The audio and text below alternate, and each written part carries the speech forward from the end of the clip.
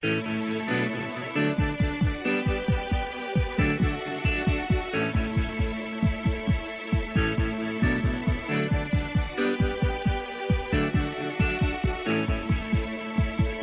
hour of the Costa Report is brought to you by Tableau Software and Dole Food Company. Welcome to the Costa Report. I'm Rebecca Costa, and thank you for joining me for another 2 hours of Straight Talk Radio. I want to welcome U.S. military personnel who are tuning in over the Internet today, along with new listeners in Arizona, Idaho, Washington, Pennsylvania, and California.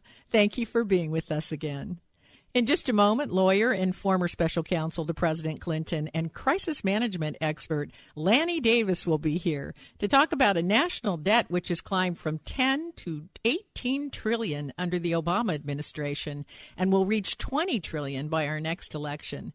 You might be wondering the same thing I am. Why would anyone run for office given the impossible debt and global unrest they'll inherit? But before Mr. Davis joins us to get to the bottom of how we got here, let me tell you a little bit about his background. Lanny Jesse Davis grew up in Jersey City, New Jersey. He earned his undergraduate law degrees from Yale, where he first met Hillary Clinton and George Bush. Shortly after law school, he joined Patton Boggs, where he became a partner in 3 years. He also served 3 terms on the Democratic National Committee, representing the state of Maryland. In 1996, Davis was appointed special counsel to President Clinton, and upon leaving the White House, he returned to Patton Boggs. In 2003, he became a partner at Orrick, Harrington, and Sutcliffe, where he focused on crisis management for corporations and government. Then in 2005, President Bush invited Davis to serve on the Privacy and Civil Liberties Oversight Board, which was part of the Intelligence Reform Act. In 2010, Mr. Davis launched his own firm, Lanny J. Davis & Associates. Throughout his career, he has not only been a trusted advisor and friend to 2 presidents and many presidential candidates, he's also been the go-to person for crisis management for Martha Stewart, Starbucks, Whole Foods, and many others. And I would be remiss if I did not mention that Mr. Davis is a popular television commentator and blogger and has somehow found time to author 4 best-selling books. It's my pleasure to welcome to the program former special counsel to President Clinton, Mr. Lanny Davis. Thank you for joining us today, Mr. Davis. Well, first of all, that is a great introduction. I have no idea who you're talking about because nobody could do all those things and, have 2 young second round of children. I have a 16-year-old and a 9-year-old and 6 grandchildren, so you figure it out. I don't know how you got all that done either. You're a magician. A magician of some sort. And I think there are many people like Martha Stewart who would say I'm right. You are a magician. Now, before we get started talking about our growing debt, which is the subject of this program, I think I should ask you if you want to make any comment about the Hillary Clinton email situation, as it looks to be right up your alley in this area of crisis management. Well, my full disclosure is that when it comes to Hillary Clinton, I have... Mr. Davis? Hello? Hello, Mr. Davis?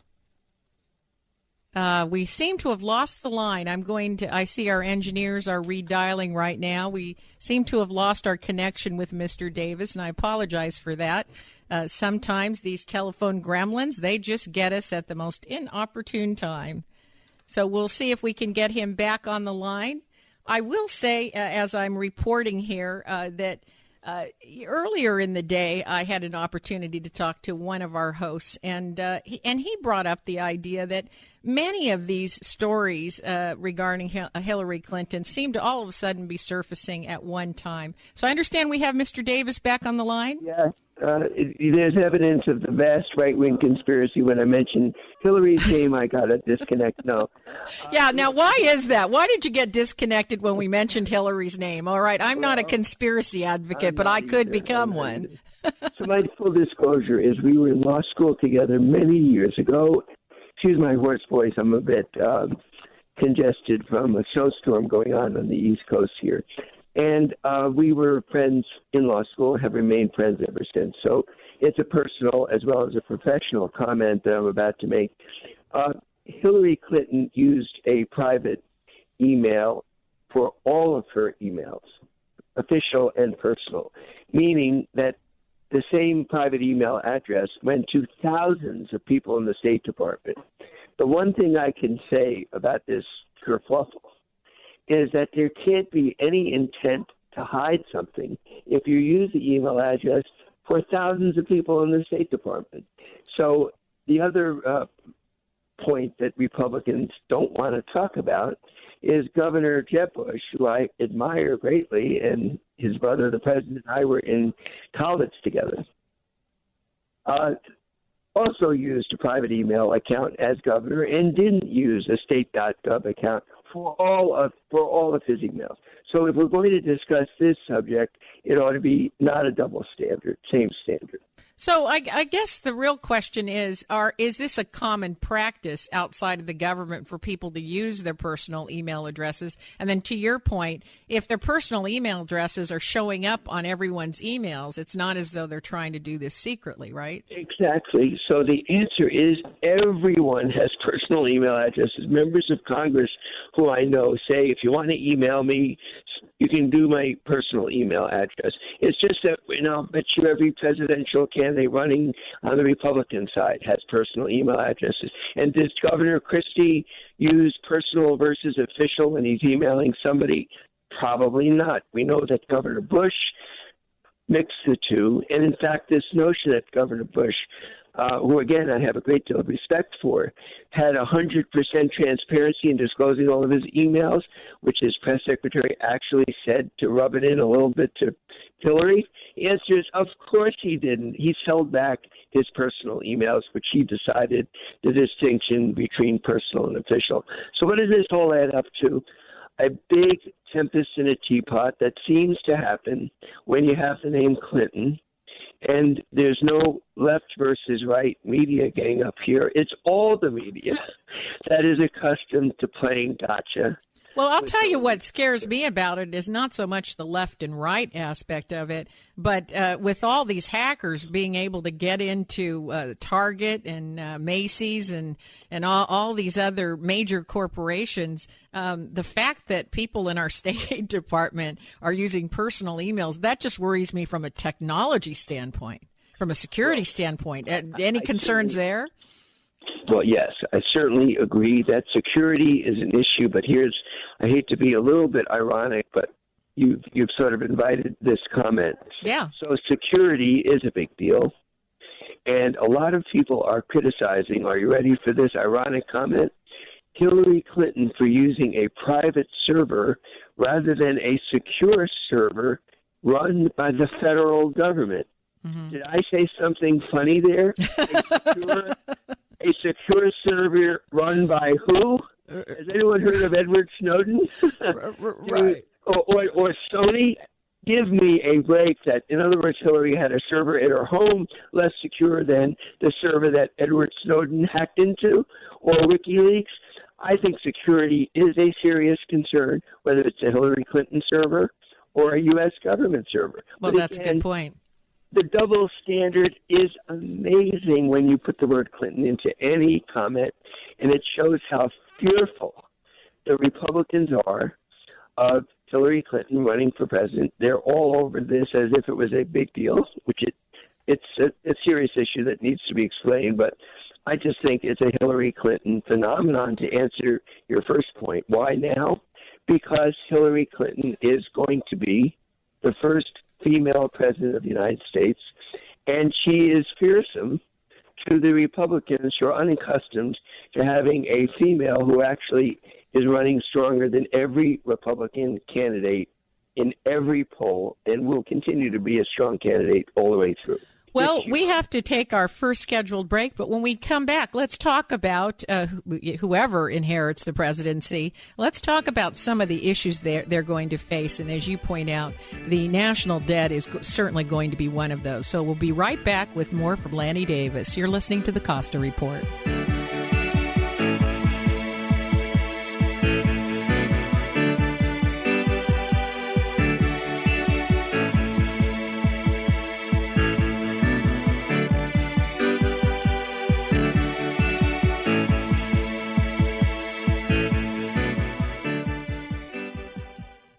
you love creating salads as much as you enjoy eating them? Hi, I'm Amy Tobin, cookbook author and culinary expert. Dole inspires fresh and wholesome dishes for any meal with their wide selection of salad blends and all-natural salad kits. From the mild and tender texture of sweet butter lettuce to the crunch of classic romaine sprinkled with colorful shredded carrots and red cabbage, Dole has over 30 salad blends to satisfy every palate.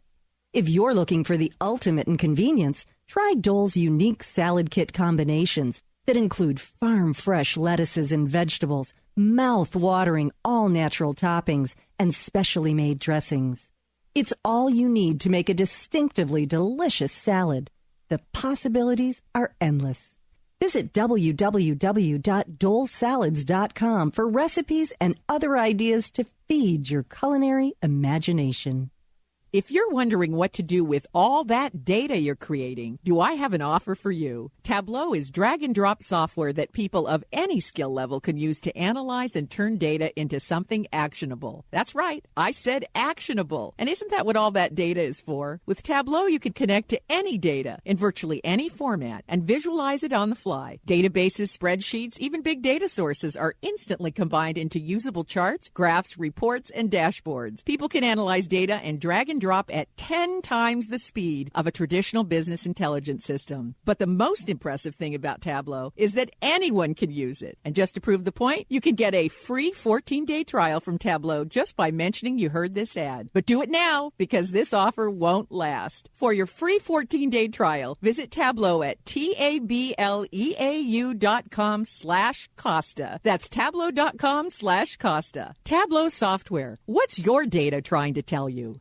This is Mrs. Future from the Dr. Future Show. We have had etheric networks for 10 years, and it has always been really a stellar service. There's always a real person there if you have any need to call them. They fix things as quickly as possible. Our service has hardly ever been down, and the service is just great. We live kind of in the middle of nowhere, and there are no other mainstream bandwidth providers where we are, and etheric is a great service. We're really lucky we have it. Thank you, Etheric Networks. KSCO, residential special. Residential service up to 10 megabits per second, symmetric. That's up and down for $85 a month and $199 installation. With guaranteed minimum speeds and uptime, unlike our competitors. Etheric Networks. Call 650-399-4200. That's 650-399-4200. Etheric.net. That's ETHERIC.net. When I tell you Good Morning Monterey Bay rocks, here's what I'm talking about. This is a song, a video/song called I Am a Banana. I am a banana. I am a banana. Banana lemma wemma lemma. I am a banana. I'm yellow and thin. I've got a thick skin. I hang in a bunch. I'm gonna be your lunch. There you go. The banana song. This is officially, apparently, this year's Santa Cruz City Council's theme song. Hard rock and commentary, news, sports, traffic, and weather. Rosie and Rick and the gang have it all for your morning commute. Listen to Good Morning Monterey Bay, weekday mornings, 6 to 9 a.m. on KSCO AM 1080.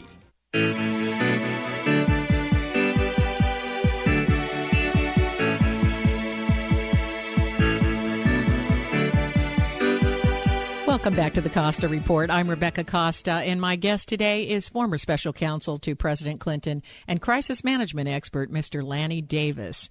And before the break, you were saying that it's fairly common for members of government to use their personal emails, but they don't make any effort to conceal that, as their email addresses are right there at the top of their email messages.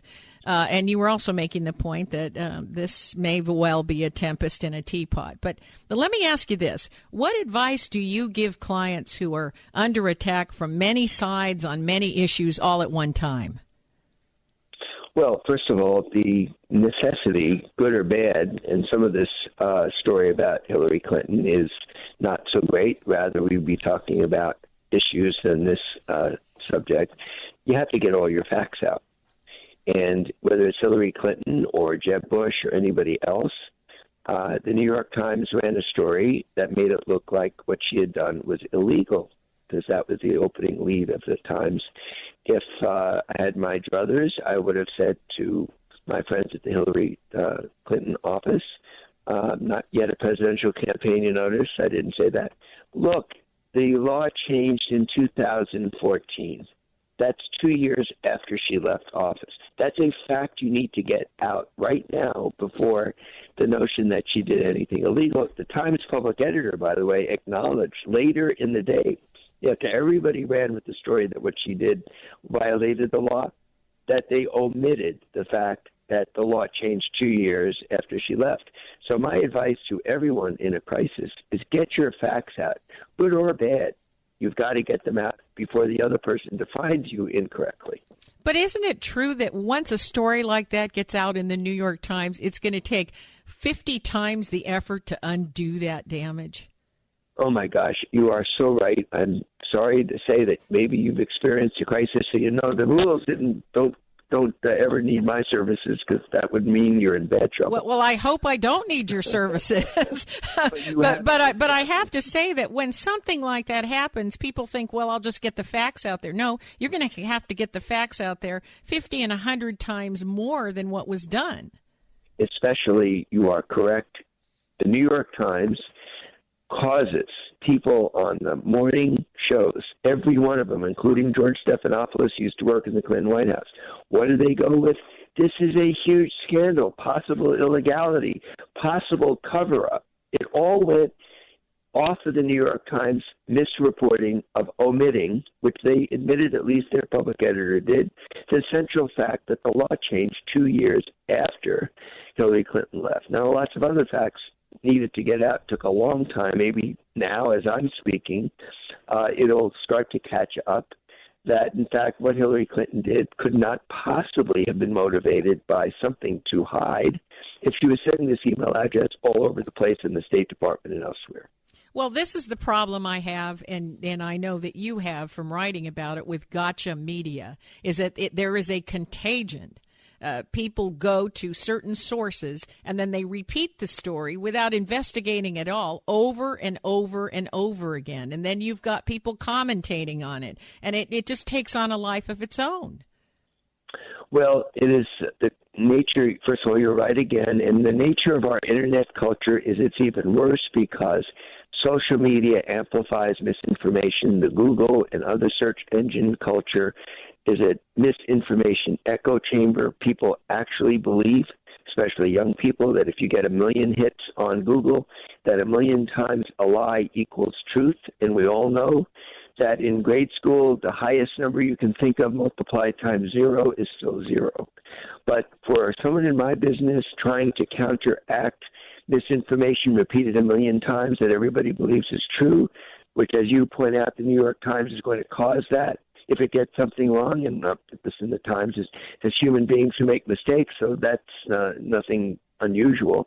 I think you're right that we're challenged, at least as recipients of this information on the Internet, in the mainstream media or wherever, is be skeptical that what you're hearing is true, at least the first couple of times, until you wait for the response, for the fact checkers, for the verifiers. Now, one of your tenets, and I believe this to be absolutely true, and one of the reasons that probably Hillary should be talking to you is one of the pieces of advice you give is tell it early. Get it out there quick. Yes, and every politician has an instinct with bad news to try to figure out what to do. Well, they tend to recoil. In fact, the advice you give is almost counterintuitive. It is counterintuitive. When I'm doing this professionally, I will say to somebody who's in trouble, you know what I need to do for you? I need to call a reporter and give the reporter all the bad news. And what, are you crazy? I hired you to help me. Yeah. Well, the best way to help you is to tell the bad news and surround it by some good news and get it over with and have this dribble for the next 6 months. But it is definitely counterintuitive. It is. And I could imagine that most people want to run the other way, given that. Now, I do want to ask you a question that you about something you recently wrote, which is our national debt, which is, as you know, will climb to $20 trillion by the next presidential election. And if there ever was a crisis in the making, pure deduction would say we're headed for disaster. So tell us a little bit about the solution that you propose to start reducing that debt. Yes. First of all, I'm so sorry that I'm not going to be able to stay with you a lot longer. I hope you will invite me back because you seem to be on the same wavelength about crisis management. In fact, if you ever leave your great career in broadcasting, I could use some help. All right, that's a deal. And yes, we know that when we go to the next break, you've got other commitments. Thank you. So the national debt is traditionally a conservative issue. Balancing the budget, not spending more than you take in, has been traditionally, all the way through the 20th century, a conservative Republican position. Democrats are accused to be the party of big spending, of high taxes, Republicans the balanced budget party, until Bill Clinton. Bill Clinton proved that when you spend more than you take in, you're mortgaging your children's future and you're hurting the economy and job creation. And so he took a deficit that he inherited from President Bush 41, and he ended up, after 2 terms, with close to a $500 billion surplus and 23 million new jobs. So he defined a new type of democratic liberalism, which is we pay our debts so our children aren't left with the receipts of our credit cards, which is immoral to turn over receipts that we spend today to our children to pay or our grandchildren to pay in the future. So that's sort of my take on the deficit as a progressive democratic point of view, that we need to balance our budget and reduce the deficit. The answer, which you asked me, is the Simpson-Bowles Commission called for cuts across the board, including cuts in our entitlement programs, while at the same time we can reduce corporate taxes to generate jobs. So it was a mix of conservative and liberal solutions with a commitment that we all have to share pain, with wealthier people sharing more pain than lower income people, to do something about this $20 trillion deficit. Your number is correct, which will be more than our gross domestic product. All goods and services produced in the United States will be less than the debt that we owe. Now, unfortunately, I know you have to go, and I would love to have you back when we can talk about this in further detail, because I know that it's an important subject for the media to address, even though it isn't a gotcha news story. And that is all the time we've got left. But before we say goodbye, I want to thank you for making time to speak with us today. Thank you, Mr. Davis. Thank you so much. Thank you. Have you checked out the Costa Report blog yet? Well, what are you waiting for? There's no quicker way to find out what newsmakers are saying than the Costa Report blog at RebeccaCosta.com. It's where the former CEO of Apple and PepsiCo, John Scully, predicts where the next tech breakthroughs are going to come from. And also where Trent Lott explains why a GOP reversal of the Senate nuclear option will signal real change in our nation's capital. And the Costa Report blog is where you'll discover why Alan Dershowitz is worried that ISIS is adopting Hamas-like tactics. You'll find all this and more at the Costa Report blog. A new blog is posted every week, and they're short, pithy, and tell the unvarnished truth. Just go to RebeccaCosta.com to get the latest blog. That's RebeccaCosta.com. And while you're there, be sure to register for updates and breaking news. The Costa Report blog, bringing you the news the big networks don't and won't. Are you starting a business? Hi, I'm Pat Webb from Santa Cruz County SCORE. Join me on Wednesday night, March 11th from 6:30 to 8:30 at the Simpkins Family Swim Center for the Simple Steps Entrepreneur Panel discussion. Attendees will interact with local entrepreneurs and learn what it takes from a business and personal perspective to be an entrepreneur in Santa Cruz County. Register at santacruzcounty.score.org or call 831-621-3735. March 11, 6:30 to 8:30 at the Simpkins Family Swim Center. Hi, registered pharmacist Ben Fuchs here. I've been studying healthy bodies for 35 years, and what I've got to tell you may shock and surprise you, but if you listen up, it may change your life. To the list of discredited scientific truths, you can now add the scientific theory that states that all proteins arise from the simple activity of genes. Thus the notion that we have genetic diseases, and that's that. Well, as it turns out, that's not that, and we actually do have a lot of say in how our genetic destiny shows up. Genes are responsive to our environment. Genes read the circumstances that a cell is residing in by interacting with various biochemicals. Some of these biochemicals may tell a gene that a stress is occurring and a specific protein must be produced, and a gene that codes for that protein turns on. Others may tell a gene that all's well in the world and the appropriate protein needs to be produced that way. In essence, genes are in a constant state of flux based on their reading and activation of these mediating molecules, and this is the science of epigenetics. And the various molecules that are responsible for activating a given gene or genes is said to be epigenetic factors. Thus, whether or not a gene turns on and results in the formation of a protein is regulated by epigenetic elements. For example, thoughts and emotions can be epigenetic. So can drugs. And of course, nutritional factors also play a key role in determining whether a specific genetic sequence is activated. All of these are examples of epigenetic factors, and they are the key element in determining what kinds of genetic proteins will be produced and what functioning will ultimately occur in a given cell. Pharmacist Ben here, urging you to go to kscohealth.com to order Beyond Tangy Tangerine, the Healthy Start Pack, and other nutritional supplements that I personally use and recommend. You can purchase these premium quality products at wholesale prices online at kscohealth.com. That's kscohealth.com. I'm the pharmacist that believes that staying healthy and strong is not only about medicine, it's about giving your body the raw materials it needs to do its work. Go to kscohealth.com. Make sure you check out the cool videos too at kscohealth.com. That's kscohealth.com. Join me for It's a Question of Balance with Ruth Copland, Saturday evening 8 till 10. My in-depth arts interview is with best-selling author and filmmaker Rafe Larson, writer of the selected writings of T.S. Spivet, which has been translated into 27 languages.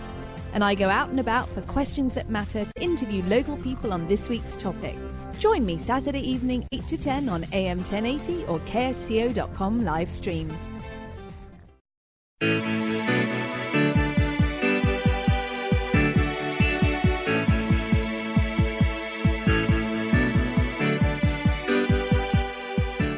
Welcome back to the Costa Report. I'm Rebecca Costa, and unfortunately, Mr. Davis had to leave the program early today to tend to a personal emergency. But joining me in the studio are my two colleagues, Bill Graff and Sam Quentin, who, as you know, do our second-hour roundtable discussion with me. And they're right here, and they've turned on their mics, and I can see they're raring to go. So, Bill and Sam, thanks for filling in today. Yeah, thanks for having us early. I'm so sorry. I had to get you while you're still awake. I'm so sorry Lanny Davis couldn't stay to answer some questions because there's a bunch of things that I thought you were going to ask him about, and unfortunately had to leave early. Yeah, but we just didn't have enough time to cover all the ground that could have been covered. Okay, well, let's start with the email scandal. Well, that is, of course, a story that really hit the news yesterday, and really quite something. For those of you who may not know what we're talking about, Hillary Clinton, during the time when she was Secretary of State, and up till now, I guess, has ran all of her email traffic through a server in her house. Which not all of it, but a lot of it. 55,000 pages have been turned in so far. Yeah. As I understand it, it was both her personal email and her government email going through the server in her house. So I think it was all of her email for the last several years. That was my understanding as well. And as you know, that's kind of concerning because the government has a policy. The administration had a policy that all people in government service, when they were talking about government business, were supposed to be running their email through a government mail server. So there's a government record of it. Mm-hmm. So if Mrs. Clinton were to turn her email in, as I understand it, and the way several pundits have reported it, is that it would sort of be on the honor system. Well, it wouldn't necessarily be on the honor system because every time she was sending an email out, her email address, her personal email address, was at the top of that email. So if you want to know, because the implication here is that she's editing what she turns back into the government. She's going to take out things she doesn't want people to see. But all that would have to happen is someone would come forward and say, hey, I got this email and it wasn't in the documents that were reported. Because I have a copy of it, and here's her email address at the top. She wasn't doing anything to conceal the fact that she was using her personal email address. No, but I think here... that's a valid point, don't you feel? Absolutely, but I think the concern here is that not that she would edit the email, that she would be going out, but that whole chunks of email would simply be omitted from the filing with the, with the government. You have to understand that makes no sense that she would take out whole chunks of email, because all that would have to happen is someone who received the email would come forward and say, "Hey, this wasn't in the pile you got, and here's a copy of the email I received," and it would be game over. Wait a minute. If she was trying to receive donations, large donations from foreign governments, for her campaign, she certainly would not want that on a government server. She's going to want to keep that private. Okay, I understand that. But, Sam, do you understand that if you delete all the emails that you sent me, I still have the emails you sent me? Do you understand that? Yes, I do. But if you're sending email... So what I'm saying is that it would do her no good because there is another record of the emails. Yes, it would, because if you didn't come forward and say, wait a minute, these emails are omitted, then nobody else would know that they weren't omitted. Well, but you're basically saying that all the emails she omits, right? Now, I want you to really think about this. All the emails she omits, the people are going to cooperate and say, "Oh yeah, I deleted it too, and I don't have it." But maybe some of them. Well, particularly particularly if the emails that she sent back and forth were of a nature that the person she communicated with didn't want that public knowledge. We're going to know that there's mischief as soon as one person comes forward and says, "My email was deleted and not included in the government documents." We're going to know there was mischief if that happens. All it's going to take is one person, right? That's true. Now, this idea that you're going to delete thousands of emails and not one person's going to come forward and say, "Nope, here's an email that was deleted from the record." But nobody's going to know to go look for that person to get that email. Well, we don't know. That's not we don't know. You're right.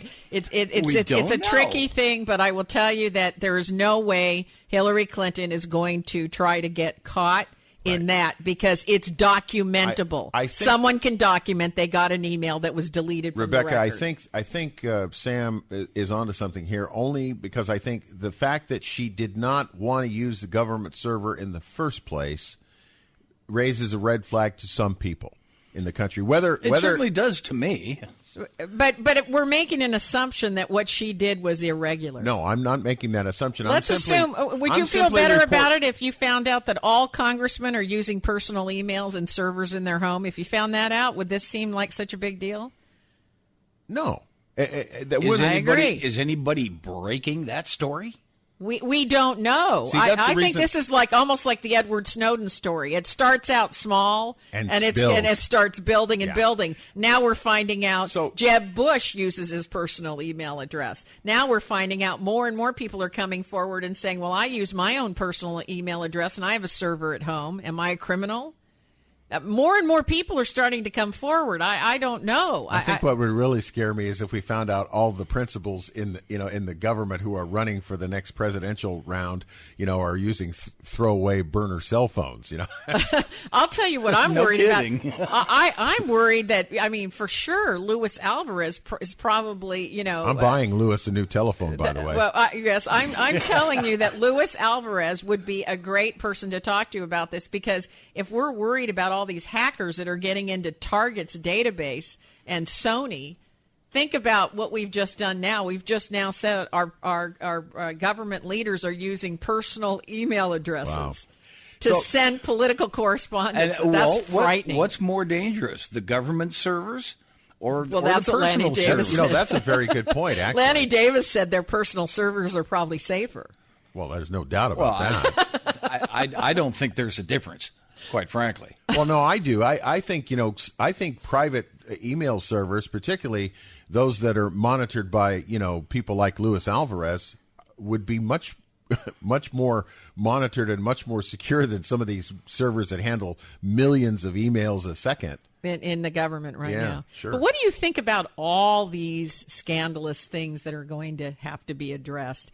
I mean, it's the Clinton Foundation taking foreign donations, very large foreign donations. Well, Benghazi, Vince Foster, health care not getting achieved under her, Whitewater. I mean, all of these things, they're like planes stacking up trying to land on the same runway. Well, the truth about those stories was never allowed to come out the first time around. Who thinks it's going to come out now? Yeah, and the other thing about is who killed Vince Foster? We're not going to find out. Why did Vince Foster die? You know, the other thing is about this that really intrigues me is the fact that Mr. Davis, you know, was a close personal advisor to the Clinton family during the time when Mr. Clinton was president. So he knows. You know, Sam and I were talking about this off the air before the program. That's right. This fellow knows where all the stuff is. Yeah, he knows where all the goodies are buried. Not just where for the bodies Clintons. are buried.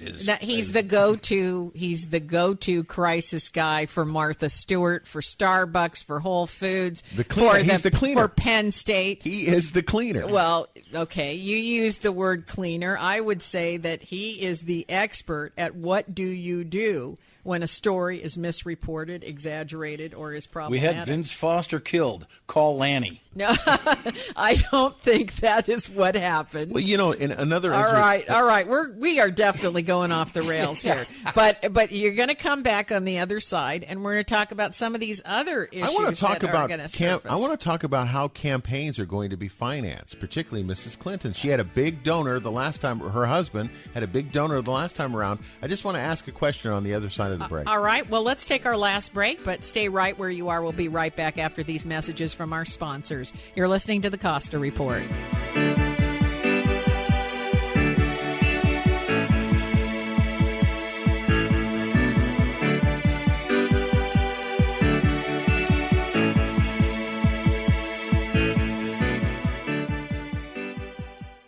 If you're wondering what to do with all that data you're creating, do I have an offer for you? Tableau is drag-and-drop software that people of any skill level can use to analyze and turn data into something actionable. That's right, I said actionable. And isn't that what all that data is for? With Tableau, you can connect to any data in virtually any format and visualize it on the fly. Databases, spreadsheets, even big data sources are instantly combined into usable charts, graphs, reports, and dashboards. People can analyze data and drag and drop at 10 times the speed of a traditional business intelligence system. But the most impressive thing about Tableau is that anyone can use it. And just to prove the point, you can get a free 14-day trial from Tableau just by mentioning you heard this ad. But do it now, because this offer won't last. For your free 14-day trial, visit Tableau at tableau.com/Costa. That's tableau.com/Costa. Tableau software. What's your data trying to tell you?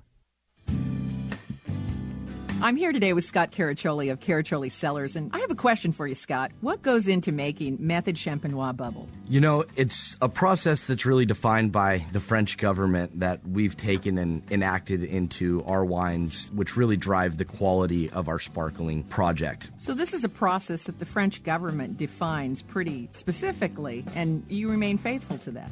Yeah, 100%. And in some places we push it a little bit. Now, how do the bubbles translate on the palate? You know, it really gives you that vehicle, that mousse for the character of the sparkling wine, carrying the fruit and the complexity. It's the expression of the wine. To find out more about Caraccioli wines, visit us at www.caracciolicellars.com or stop by our tasting room in downtown Carmel, California. That's Caraccioli Cellars, CARACCIOLI, Cellars. Come taste the difference. The Walnut Avenue Women's Center invites you to join them for an elegant evening at the 5th annual Agave Agape Tapas and Tequila Tasting. Come taste and learn about award-winning premium tequilas paired with fine food samplings from local restaurants. This will be at the Santa Cruz Museum of Art and History, 705 Front Street, March the 7th, from 6:30 to 9:30 p.m. You can get tickets at wawc.org or go to 303 Walnut Avenue in Santa Cruz. All proceeds will benefit women, children, and families impacted by domestic violence. As a business owner, hiring the right person can make the difference between success and failure. Hi, my name is William Templeton, and I'm the owner of Templeton Quest Investigations. When hiring a new employee for your small business, making the right choice is crucial. Templeton Quest is a local firm offering pre-employment background screening. Have confidence in knowing you've made the right decision. Templeton Quest will provide you with the facts you need to hire right the first time. See how affordable pre-screening is. Contact us for more information at 831-454-8853 or visit us at templetonquest.com. Templeton Quest is a full-service private investigation firm licensed by the state of California. We also offer a range of other general investigative services. California License 27096. Contact us at 831-454-8853 or templetonquest.com. This is Steph. This is Rob. Join us for Out in Santa Cruz Saturdays at 7 p.m. as we bring you the hottest LGBT topics and guests of the week. It's fun, it's fabulous, and we don't shy away from controversy. Visit OutinSantaCruz.com for past shows and more. And follow us on Facebook and Twitter. Remember, join us on Out in Santa Cruz at 7 p.m. Saturdays on KSCO AM 1080. I'm Steph. I'm Rob. And you've been queered.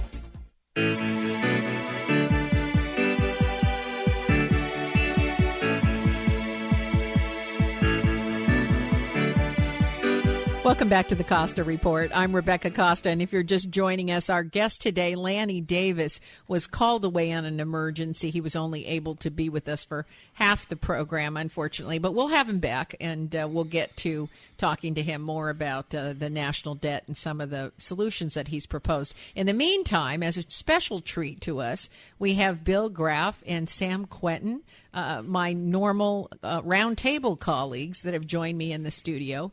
And I wanted to ask you about something. Lanny Davis made the statement for the first time, I've never heard him say this in the media before, that Mrs. Clinton will be the first female president of the United States. He's never actually said that before. That was rather bold of him, I thought. I thought so, too.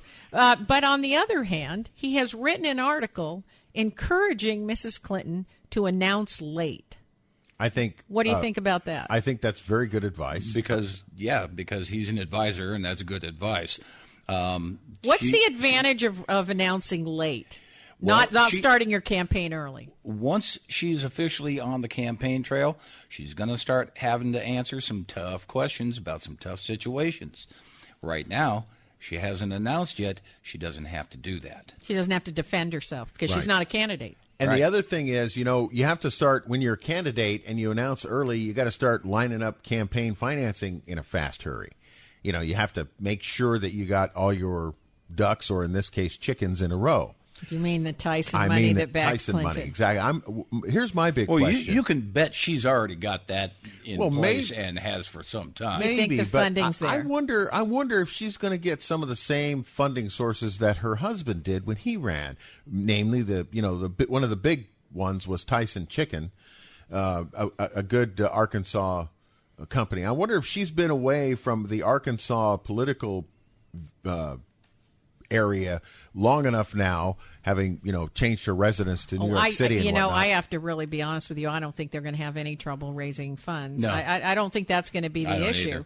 I think one of the big advantages of running late is that the American people really get fatigued when a campaign gets off the ground too early. Yes, they do. Mm-hmm. I mean, we don't want to watch our presidential candidates tear each other apart and rip into each other for a year and a half before the election. Right. It's really divisive. Look at how wide the field is on the Republican side, and imagine if they all announced now.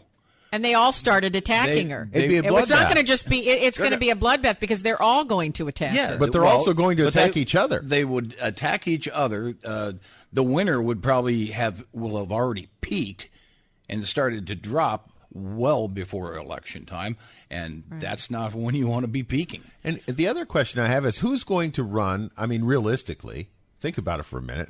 Who is going to announce and run against Hillary on the Democratic side? Well, you mean on is the that Republican? A foregone conclusion that she's the only candidate? Well, she's the leading candidate. I can't say she's the only candidate, but who in their right mind would try to run against her? Well, if she survives the scandals, I don't see anybody else running against her. But if these really trip her up, you're going to see the field expand very quickly. The two leading contenders for the Democratic nomination are Biden and Clinton right now. Joe Biden, I think, is number 2 after Hillary. Well, that's an interesting point of view, I think, because I thought for sure Biden would not run. Well, that was my impression. He hasn't announced he's going to run. Yeah. Nobody's announced that they're going to run. I thought it was interesting that Lanny Davis thought that it was a good idea, particularly for Hillary, that she had nothing to gain by declaring her candidacy early and much to lose, and that she should declare her candidacy as late as possible. 1, because it would cost a lot less money. 2, she immediately opens herself up for attack. And 3, then she's got to defend those attacks because she's announced she's a candidate. Right now, she didn't have to defend anything. Right. Well, the saving money part actually comes into play big time. Let's look at Jerry Brown in California. This last election in 2014, he ran for governor. Nobody even knew there was a race going on. He didn't have to spend any money. That's very true, actually. And the same strategy might work for the Democratic Party at the national level in this next presidential election. I mean, it's almost, we're having so much trouble trying to figure out who's going to run against Hillary. It's probably maybe almost a foregone conclusion she's going to be the candidate. Why spend money, worrying about the primary when everybody... Well, you don't need to spend any money. Just announce late. It's already a foregone conclusion now. Announce late, and it will be the conclusion. Right. I think that's the way that goes. It also allows the Republicans to wander through the forest for a very, very long time before they have to figure out who their candidate is. The only people they can take a swipe at are their opponents on the Republican side. That's right. So they're going to go after each other because there's no target on the Democratic side. If there's no target on the Democratic side, then you turn on your own brethren or sisters. So I guess I don't know. Are there any female candidates running on the Republican side that you know of? Even being considered, I don't think you there hear are. some calls for Condoleezza Rice, but that's not going to happen. No, not in a million years. And the other that Republican lady, I forget who it is. I can't remember her name. It's horrible when the brain cells begin to die off. It is. It's very ugly. The thing about it is, we've been meaning to talk to you about that. Mind is a terrible thing to waste, Bill. Lanny Davis, he's come up with some really great ideas.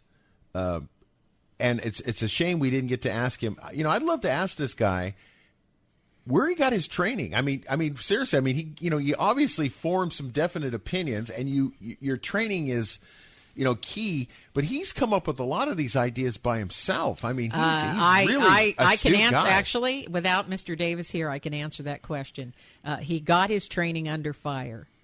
Well, that's obvious. Working at the White House, having a law career, an esteemed law career in Washington, D.C., he has been brought one crisis after another. They've all been ugly. They've all been messy. Can you imagine the conversation when he was brought the Monica Lewinsky crisis? No, but my point... can you imagine the discussion about that? My point is that when I said the advice he gives is counterintuitive, my point is that... the clients that come to him want to run the other way, right? Pack their bags and leave for another country and not deal with it. And Davis's advice is exactly the opposite. Get your facts out there as quickly as possible. Tell them all and tell them yourself. And don't you dare wait, because it will reproduce. The incorrect information will reproduce like a virus. And that's one of his major tenets. Now, fellas, I know you're going to come back in on the second hour, so I'm going to have to go to commercial break here. But I want to thank you for joining me for the roundtable. Absolutely. I really appreciate it. And if your station is leaving us after this first hour and you have a question or a comment to make about our interview with Lanny Davis, you can email me at RebeccaCosta.com or drop me a note on Facebook, Twitter, and LinkedIn. And if you missed the full interview with Davis or our roundtable or even any of our previous guests, you can download episodes of the Costa Report from our website, Apple, iTunes, Podbean, and our YouTube channel, and also the Voice America Business channel.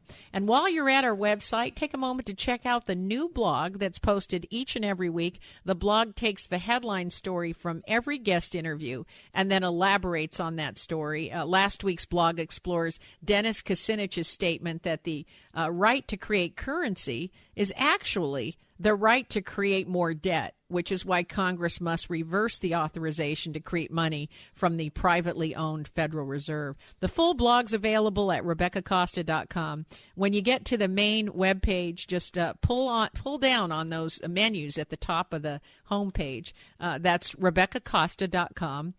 The web address it's pretty easy to remember. It's myname.com. And when you get to the website, be sure you pick up your copy of The Watchman's Rattle. This is the only book written which traces the origins of collapse to our limited ability to adapt. But the book's not gloom and doom. I don't want to paint that picture here. It offers helpful tools on how each of us can survive a very fast-changing environment. So get your copy of The Watchman's Rattle today. My guest next week is popular editor of the Weekly Standard and political analyst Bill Kristol. He'll weigh in on the ISIS conflict and why the A-10 Warthog is sending ISIS fighters running for cover. Don't miss Bill Kristol next week on the only news program that puts policy ahead of politics. Now stay tuned for another hour of Straight Talk Radio. You're listening to the Costa Report.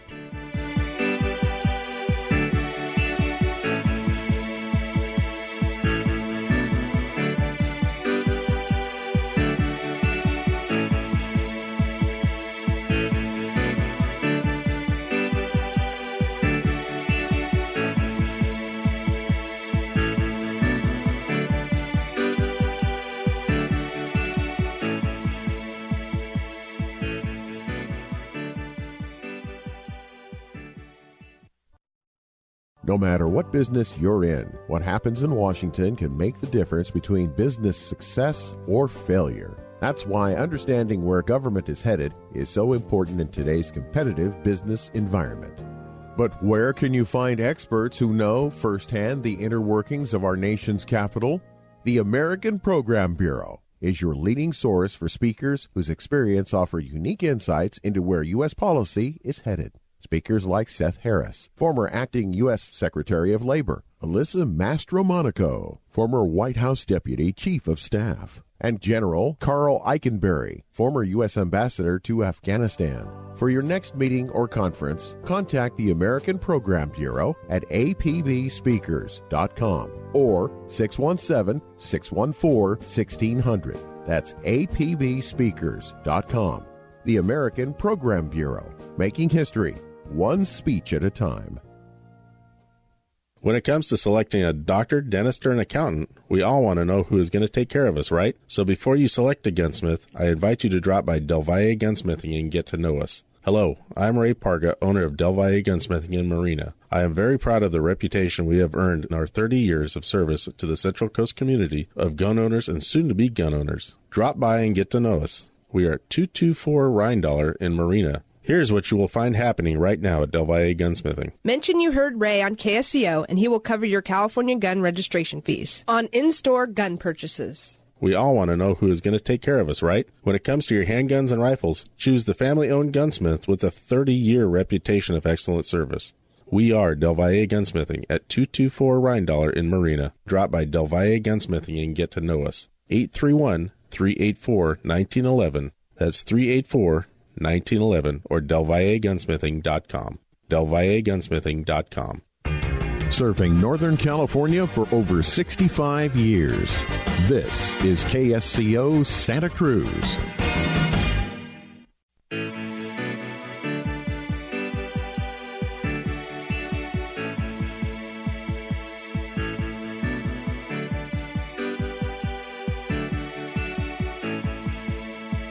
This hour of the Costa Report is brought to you by IBM. Big data at the speed of business. Welcome back to the second hour of the Costa Report. I'm Rebecca Costa, and during the first hour, we had an opportunity to speak with former counsel to President Clinton and Bush, Mr. Lanny Davis, who's also known as a lawyer that you turn to in times of crisis. And that certainly has been true for Starbucks, Penn State, Whole Foods, Martha Stewart, and a cast of thousands. Now, there's no debate whether the next president of the United States will inherit a number of problems which have been allowed to escalate for many years. And at the top of that list is a debt which will have doubled from $10 trillion to $20 trillion during the Obama administration. And while I understand all eyes in the media are focused on ISIS right now and the damage which ISIS can do to the United States, in some ways pales in comparison to the damage that we're inflicting on ourselves by letting the debt continue to rise until someone like Lanny Davis has to step in and manage that crisis. That's what Mr. Davis does. He's the man you go to when the you-know-what hits the fan. And while I understand that there are some crises that we cannot predict, there are also many that we can. Millions of years of evolution have produced a human brain that can do thought experiments about the future and then take an action in the present to avert or, at the very least, minimize a crisis. No other living organism, none, has this capability. Only humans. And it is the greatest asset Mother Nature has ever produced. I know this because I'm an evolutionary biologist by training, and those of you who listen to the program regularly know that I believe a vast majority of the problems we face can be cured long before they're allowed to reach the proportions that we're dealing with today. In other words, most crises can be head off. The fact is, our ability to look ahead has never been as accurate as it is today. With the help of big data systems and predictive analytics, we now know when to evacuate entire cities ahead of a hurricane and how long a head of lettuce will last on a store shelf. We can predict which drivers are most likely to have accidents. And we even have the science to determine which children have a predisposition to become a psychopath. And we certainly have the computing algorithms to know what happens if the national debt is allowed to continue. In a recent article, Lanny Davis proposed that taxing the profits of the wealthy, all the profits that they make from profits, and those profits come from investments, if we taxed more of that and we put it aside in an Al Gore type of lockbox for the exclusive purpose of paying down the nation's debt, that would be a good idea. He might be right, but he might be wrong. That's not for me to say. You have to make up your own mind about whether taxing people for making good investments is a good thing or whether that is just going to disincentivize them. Because if you can't make any money, what's the point? What's the point of starting businesses? What's the point of trying to be a good business person? What's the point of competing on the global market? I don't know. I'm of two minds. It might disincentivize some, but then there are those who we know build businesses for different reasons. Steve Jobs wasn't motivated by money. Elon Musk, not motivated by money. Bill Gates, not motivated by money. Wouldn't have mattered what the capital gains were. You can't stop those people from innovating and pushing progress forward. But here's what we do know. What we can say is this. We're going to have to work this problem from more than a tax the rich angle.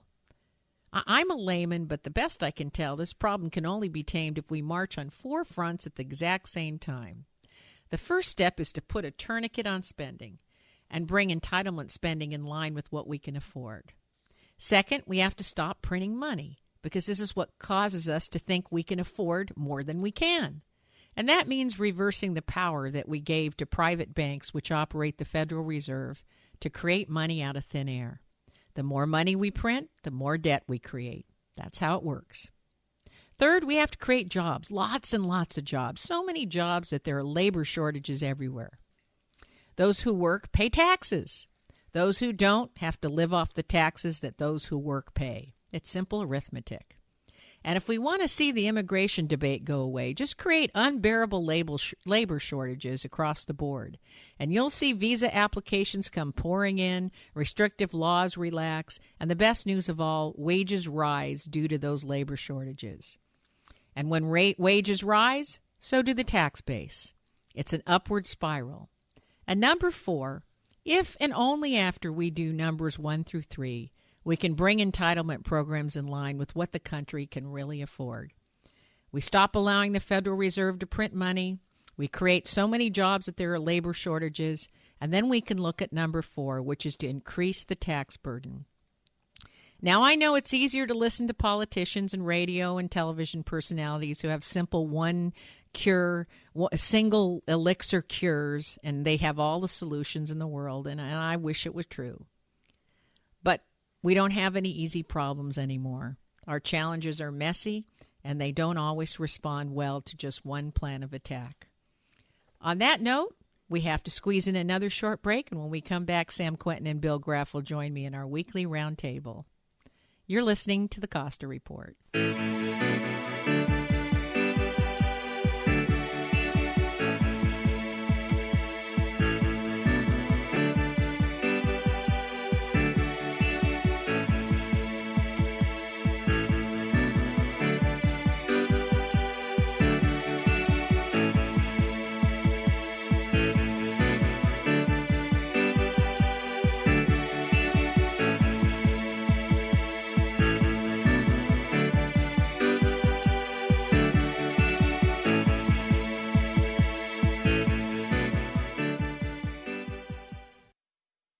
Hi, registered pharmacist Ben Fuchs here. I've been studying healthy bodies for 35 years, and what I've got to tell you may shock and surprise you, but if you listen up, it may change your life. By now, everyone's heard of the deadly blood sugar disease diabetes, which causes a death in this country every 10 seconds and is a leading cause of heart disease, high blood pressure, and weight gain. But here's a few things about diabetes that you probably didn't know. The ancient Egyptians were the first culture to record the illness, which they attempted to treat with a liquid extract of bones and grain and dirt. For over 1,000 years, diabetes was recognized as a deadly disease that caused those afflicted to waste away and die a painful death.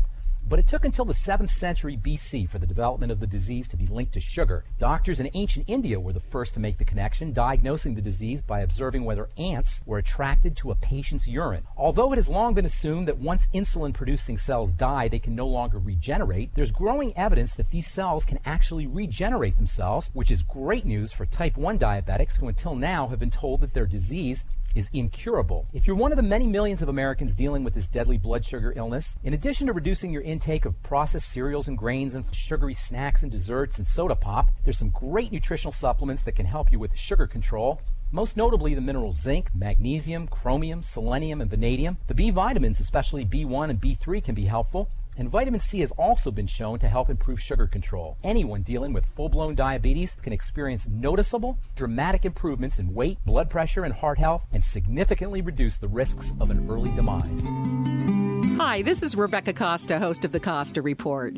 If you'd like to get in touch with pharmacist Ben Fuchs, let me tell you the quickest, easiest way to communicate with the only pharmacist I know that isn't in a hurry to dispense pharmaceuticals. Sounds funny, doesn't it? A pharmacist who believes pharmaceuticals should be used as the last resort, not the first.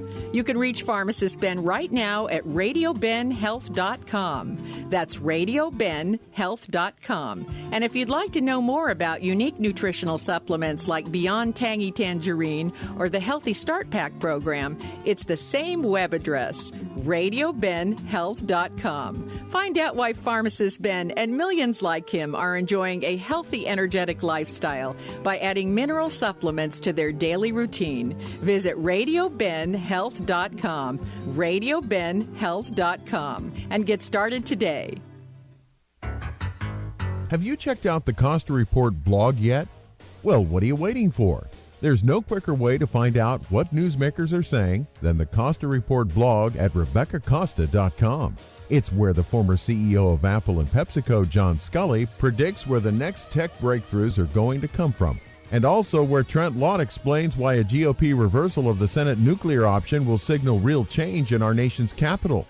And the Costa Report blog is where you'll discover why Alan Dershowitz is worried that ISIS is adopting Hamas-like tactics. You'll find all this and more at the Costa Report blog. A new blog is posted every week, and they're short, pithy, and tell the unvarnished truth. Just go to RebeccaCosta.com to get the latest blog. That's RebeccaCosta.com. And while you're there, be sure to register for updates and breaking news. The Costa Report blog, bringing you the news the big networks don't and won't. Now, if you've been listening to the Costa Report, you know that I'm a big fan of wines by Caraccioli Cellars. And today I'm here with Scott Caraccioli, who's one of the brains behind the most memorable wines money can buy. So I have a question for you. How did your family get into the wine business? 2006, my father, his brother, and uncle were really playing with the idea of planting a vineyard, and planting a vineyard turned into making a bottle, turned into making sparkling wine when Michelle came into the picture. So it was really kind of an organic situation, us being in agriculture in the Salinas Valley, and then the extension of that went to grapes, and here we are today. To find out more about Caraccioli wines, visit us at www.caracciolicellars.com or stop by our tasting room in downtown Carmel, California. That's Caraccioli Cellars, Caraccioli, Cellars, where one bottle is never enough. Say, folks, after the harsh winter cold, I am sure you are ready to spring back into caring for your land. And my good friends at Mahindra Tractors have your back with special low monthly payments. Now, for a limited time, the Mahindra E-Max 22-gear tractor with loader and select implements can be yours for as low as $186 a month. Mahindra will even throw in a $500 power package rebate, 0 interest, 84 months, and Mahindra's famous 5-year warranty. Plus, Mahindra is giving you a new way to enjoy the land that you love with the rollout of their extreme utility vehicle, the Impact. It's made in the USA. It's coming soon to a dealer near you. Learn more about the world's #1 selling tractor at MahindraUSA.com. To learn more about the world's #1 selling tractor or to become